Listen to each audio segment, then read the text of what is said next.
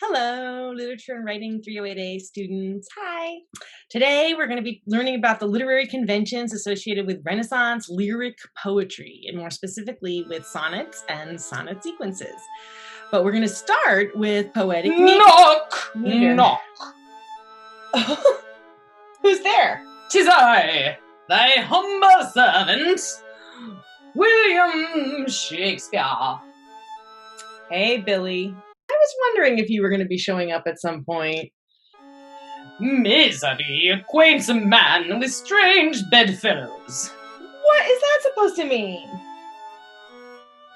Thy sin's not accidental, but a trade. My sin? I'm just trying to teach my students about sonnets. You think you might be able to help with that?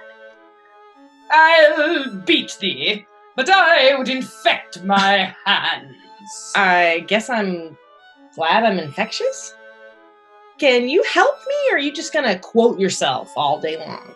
There's no more faith in thee than a stewed prune. All right. Thanks for nothing, Billy. I'm gonna talk about the sonnets now, okay? To thine own self be true. During the Renaissance, classical literature began to influence English literature, and one of the places that's most readily apparent is in verse forms. So we've seen how medieval verse uses alliteration in some cases, and then later starts to use rhyme. But we haven't really talked much about poetic meter other than that. And in particular, then, we start to get interested in stressed versus unstressed syllables. So that's what's called the accentual syllabic system. The system is based on the number of syllables in the line and which of those syllables receives the emphasis or accent, right? So in the word syllable, there are 3 syllables, right? 3 distinct parts of the word that you say. So syllable. Now, where you put the accent in the word is where you kind of emphasize the word. So in the word syllable, we're normally used to pronouncing it that way, syllable, right? So it would sound funny if I said syllable. Syllable would be me putting the emphasis on the second syllable. So syllable. You hear how the accent is on syll, not able. Otherwise, it could be syllable, or it could be syllable. Syllable. Both of those sound weird, and that's because the accent is in the wrong place. The emphasis is in the wrong place. You have to put the correct emphasis on the right syllable. Otherwise, it sounds funny. Thy wit's as thick as a Tewksbury mustard. Thanks, Billy. Glad you liked the joke. This guy. So when we talk about meter today, we mean the combination of the number of syllables in the line and the pattern that those accents make. You know, if you only had 1 syllable in a line, it would be monometer. If you had 2, it would be dimeter or dimeter or trimeter, trimeter, or tetrameter. And the most famous one, pentameter.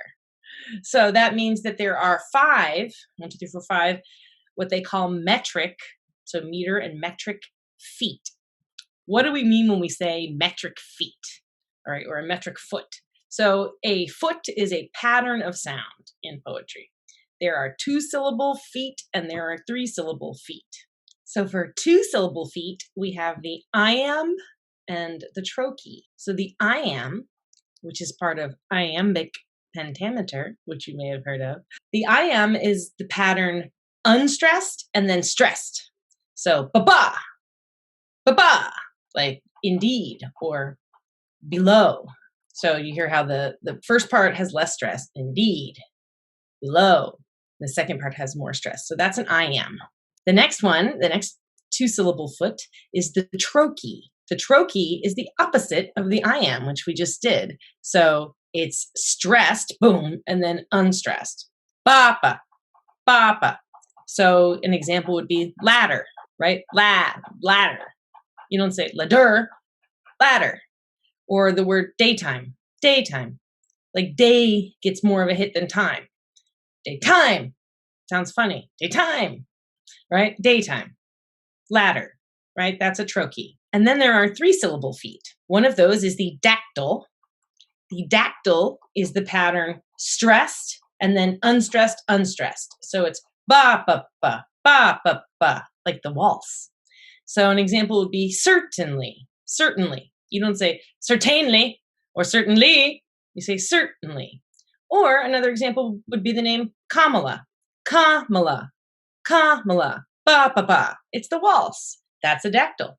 The anapest is the opposite of the dactyl. It's the pattern unstressed, unstressed, stressed. So ba, ba, ba, ba, ba, ba. So an example would be like, what the heck? Or tell you what the heck? Tell you what. You wouldn't say, what the heck? Or tell you what, right? And so, ba, ba, ba. That's the anapest. All right. So if you think that they really do have the exact same amount of stress on both syllables, some people think of that as a spondee, but I feel like almost always you're stressing one of them a little bit more. Maybe like TV, because you kind of say them both the same, TV. So sometimes maybe you stress them the same. That's more rare than the other 4 that I just told you about. Thou art like the toad, ugly and venomous. Okay, yeah, those are good examples, Billy. So ugly is a trochee. Bapa, bapa, ugly. And venomous is a dactyl. Bapa, ba, venomous. Thank you. So the most famous meter used by English poets, including this guy over here, you probably know, it's iambic pentameter, right? So iambic means we're dealing with iambs, which is the unstressed, stressed sound, the unstressed, stressed foot, right? Ba-ba, ba-ba. And then there's 5 of them in a row, right? So we expect there to be then 10 syllables because an iamb has 2 syllables and there's 5 of them, which is 10. And it's going to follow the pattern ba-ba, ba-ba, ba-ba, ba-ba, ba-ba. Ba-ba, ba-ba, ba-ba, ba-ba, ba-ba. It kind of gets you into a little bit of a rhythm, right? And this is one of the things that meter does, is it helps you establish rhythm. One of the places that we see meter used most commonly today is in rap, because there's a lot of rhythms. Ba ba ba ba ba ba ba ba ba ba ba ba ba ba ba ba. These are rhythms, right? So okay. So let me show you an example of a sonnet that actually comes from Romeo and Juliet. Let me just share my screen. Oh, the game is up. The naked truth is that I have writ this play. Yes, it's probably your most famous play. Everyone knows it, and everyone misinterprets it. Lord, what fools these mortals be. All right, so here's a sonnet from Romeo and Juliet, as I was saying. When Romeo and Juliet first meet at the party at the Capulet house, they speak a sonnet to each other. They extemporaneously come up with a sonnet because of their love or their lust, maybe. So if we look here, they've got the convention of representing each rhyme with a different letter, and that is a good convention for you to know. So hand sounds one way, and when we see that same sound hand again, we're going to represent it with the same letter. Stand, right? Hand, stand. This is a different rhyme. So this hand is A, this is B. This rhymes with kiss, so we represent B again. So every time you have a new end rhyme, you represent it with a different letter. So Romeo says to Juliet, if I profane with my unworthiest hand this holy shrine, the gentle sin is this, my lips to blushing pilgrims ready stand, to smooth that rough touch with a tender kiss. So you can see how the meter can kind of almost become like Dr. Seussy if you let it. Now, most actors don't read it that way, but that's the underlying pattern, right? So if I profane with my hand this shrine, right? He's touched her. He's going to profane her, but his lips are ready to smooth the touch that is handed with a kiss if it's offended her, if it's a sin that he's touched her, right? So she responds back, she's into it, and we get a new set of rhymes here. Good pilgrim, you do wrong your hand too much, which mannerly devotion shows in this. For saints have hands that pilgrims' hands do touch, and palm to palm is holy palmer's kiss. So he's like, "Oh no, is it okay if I touch you?" And she says, "No, you're wronging your poor hand. Your hand is showing me devotion, because saints have hands, right? And pilgrims touch their hands, like the pilgrims from the Canterbury Tales. And so palm to palm is a holy kiss." She's like, "No, go ahead, touch me, touch my hand." Right? Because he takes her hand at the beginning. So then he says, "Have not saints lips and holy palmers too?" He's kind of asked her, maybe, "Can I kiss you?" earlier. And she's like, "No, we're good with just touching hands," right? Then he comes back with, "But don't saints have lips and holy palmers too?" And she says, "I lips that they must use in prayer," right? She's like, "You're not kissing me yet." And then he comes back with, "Oh, then, dear saint, let lips do what hands do, they touch," right? "They pray, grant thou, lest faith turn to despair." So he's like, let our lips do what hands are doing and pray by kissing. Notice that he sets up this rhyme too, then she sets up the rhyme prayer, then he comes back to the rhyme do, or then he comes back to the rhyme despair. So EF, EF. And then they're going to end with this little couplet: "Saints do not move, though grant for prayer's sake.